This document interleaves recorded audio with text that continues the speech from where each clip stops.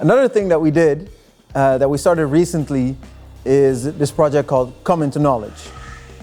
And on this couch, especially on that side of the couch, there's a lot of musical knowledge, historical knowledge, musical trivia. Every time we get together, there's a lot of random trivial shit, like, oh, did you know this guy played on this, and oh, he was the bass player of whatever.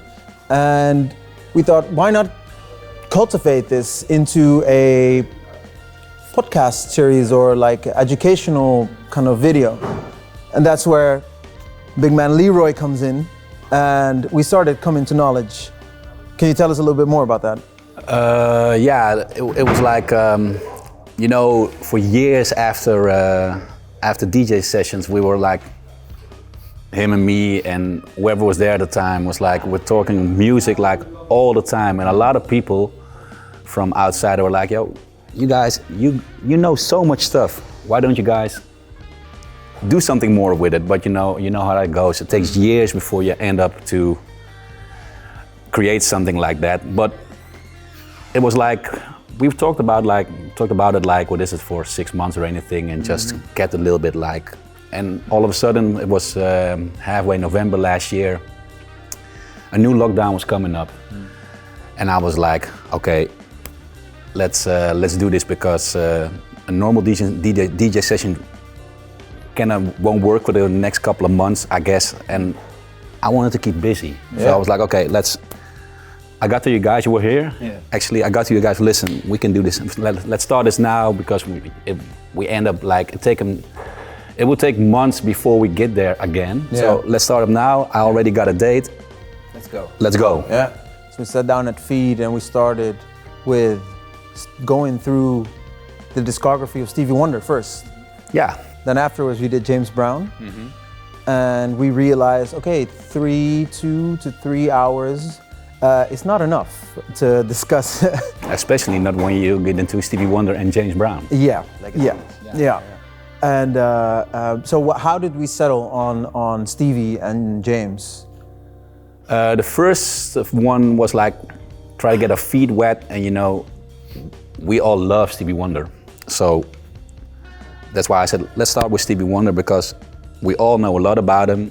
People are like automatically interested in his work. So let's start with a legend like him and take it from there. So we were already discussing, and we can get to James Brown, we can get to Prince, we can get to Jamiroquai, we can get to Earth, Wind & Fire, we get into the newer stuff, like more contemporary stuff like Badu or D'Angelo or Tribe Called Quest or anything like that. But I figured it would be a good start to have Stevie Wonder come up first. Yeah. In our first lecture, and then take it from there. Yeah, and this really grounds also what we're doing with the blog and the premieres. That's all the contemporary stuff.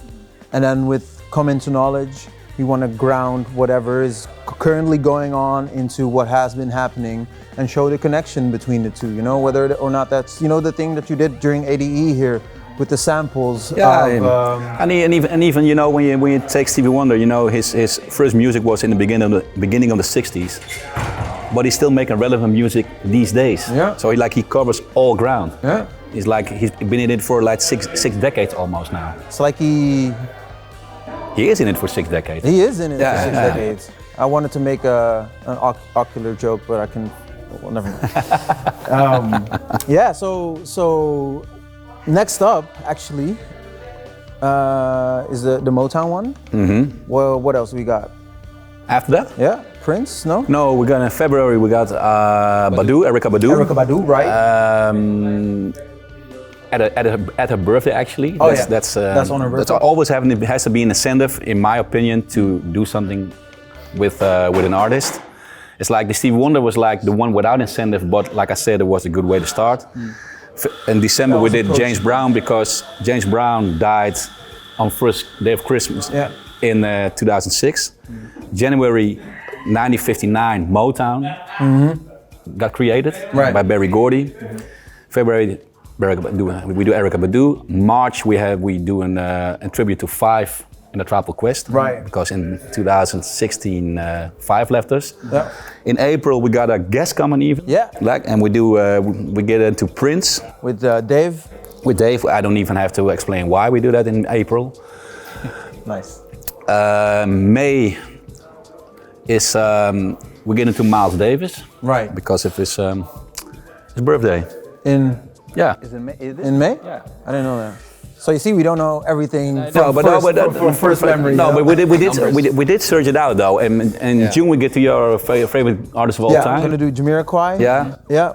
June we got Guru. August we got Michael Jackson, his birthday, and from that point on we have to still seek something out. But what about? It's a lot of lectures. It's like eight months in the future now, so there's a lot of ground to cover. Yeah, nice. I also would really like to have Ruben and Timo on to do maybe a collaboration between Ron Trent and Joe Classell. Yeah. So yeah, man, bringing that knowledge. Yeah. Yeah, but there was a thing also when I was doing a radio show at national radio, and people always come to me like, "Yo, you're really a nerd when it comes to these trivial things, this knowledge." Yeah. So I was in that show, and something was playing, and I was at a certain point trying to delve into a story.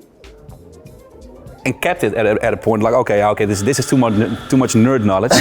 And within a minute, somebody was like post on Facebook, no, please tell me that story, tell me another story. That's what makes this nice. And I was like, oh shit, people are really interested in the nerd knowledge behind it. Yeah, we were discussing this last time also, that there obviously it could come off as pretentious, or as a way of patronizing, like, oh, you don't know this, you should know this. That's not what we're doing. Like, the idea is to share knowledge and celebrate an artist, but also to share the enjoyment that people can get from a music. A clear-cut example is samples. You hear a sample in a 90s cut or a contemporary hip hop tune. It's like, oh, okay, might be, for me, it's like it comes natural to me. So, okay, who sampled or whatever, I recognize this, oh, wait, I remember this from such and such, and then I find new music. That's the way how I find new music. And of course, as collectors, selectors, DJs, musicians, and people with a passion for music, it comes more natural, and it is something that you like to do in your pastime. But there's also an important element in there of understanding not only music, but also the situation that music is being created in. For example, during the civil rights movement, the stuff that Stevie was doing, the stuff that James was doing, the stuff that Marvin Gaye was doing, is very important to realize that. On Motown, you have the same thing. Motown. We're going to get into that Saturday. Yeah. And actually, when you win, it's just when you say it's a way of sharing things. And even like when I was doing the James Brown thing, I was listening to Get in the Good Foot for about the 10,000 times.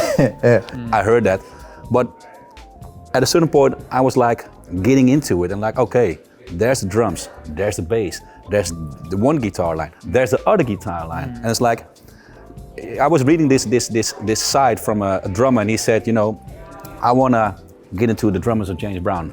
Drummers are like, oh, that shit is simple, man. I can play that easily, but it's not like the drum patterns are simple, but to keep it like steady for about 10 minutes straight, the one main groove. It's like incredible difficult. So you have all these simple parts. You listen to it like isolated, and you're like, okay, that's easy. Put them together, it's magic. Genius. And I didn't even realize how magic that one was actually. And so I was like, okay, it just opened a new door for me again. Okay, shit, this is really like incredible stuff. And that's the stuff that we want to share. You already dove into like an example of what we're doing with Come Into Knowledge, which is amazing, and shows what we love to do and what we love to share with people. So yeah, man, keep checking that shit out as well. Yeah, man, coming to knowledge.